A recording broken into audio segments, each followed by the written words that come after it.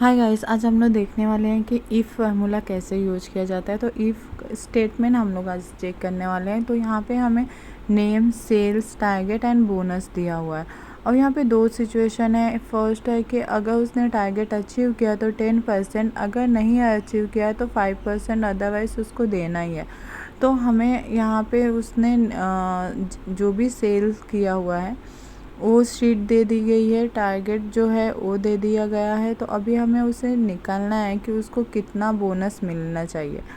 तो यहाँ पे हम लोग इफ़ फार्मूला यूज़ करेंगे, equal to if bracket select, पहले टारगेट सेल करने वाले हैं, then greater than equal to target comma, again हम लोग सेल सिलेक्ट करने वाले हैं। सेल सिलेक्ट करने के बाद into 10%, then comma, again select cell into 5%, क्योंकि वहाँ पे लिखा है कि अदरवाइज़ आपको 5%, उसने कितना भी सेल किया हो उसको आपको 5% देना ही है। तो यहाँ पे 5% होने के बाद ब्रैकेट क्लोज, देन एंटर।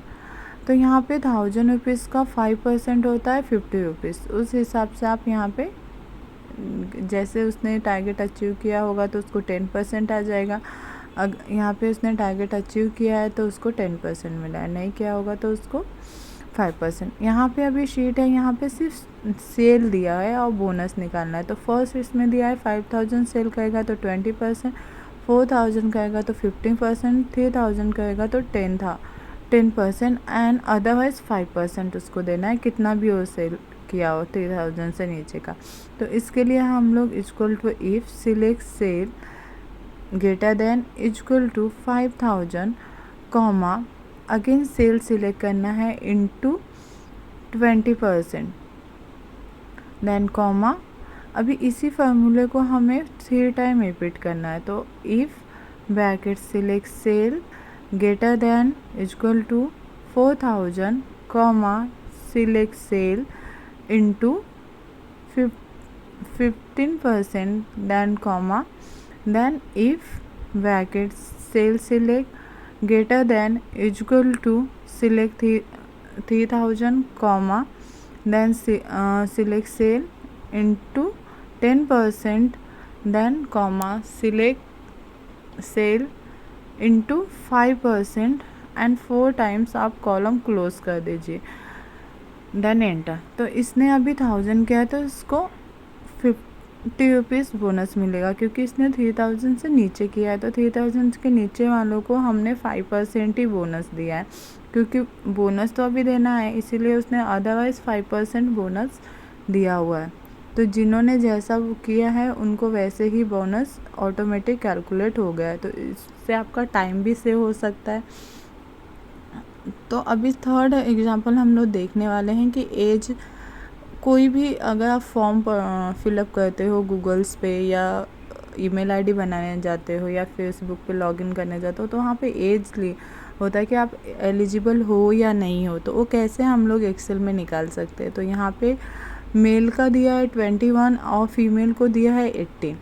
यहाँ पे हम लोग इफ़ फार्मूला का ही यूज करने वाले हैं। तो फर्स्ट हम लोग यहाँ पे ले लेते हैं इफ़ इक्वल टू, तो कॉमन है, हर फार्मूला से पहले लगता ही है। तो इफ़ ब्रैकेट सिलेक्ट मेल या फीमेल जो भी है comma, equal to double inverter comma M for male, double inverter comma if bracket select age, then आप वहाँ पे greater than equal to 21 comma, double inverter comma E, double inverter comma double inverter comma N E, double inverter comma bracket close comma, if select वापस से gender, then equal to double inverter comma female, F for female, double inverter comma, then if bracket select age double greater than equal to select 18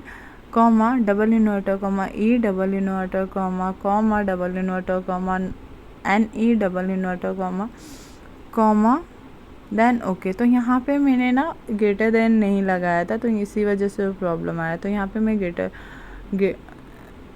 greater than लगा देती हूँ, then enter. तो ये not eligible है क्योंकि उसकी as 13 है। तो एन ई का मतलब not eligible, E means eligible होता है।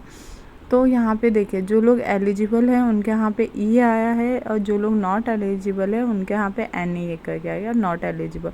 अगर आप यहाँ पे एज चेंज करते हो किसी का, जैसे यहाँ पे मैंने उसकी एज 18 की, तो वो एलिजिबल है क्योंकि वो फीमेल है। तो फीमेल को एलिजिबल 18 किया हो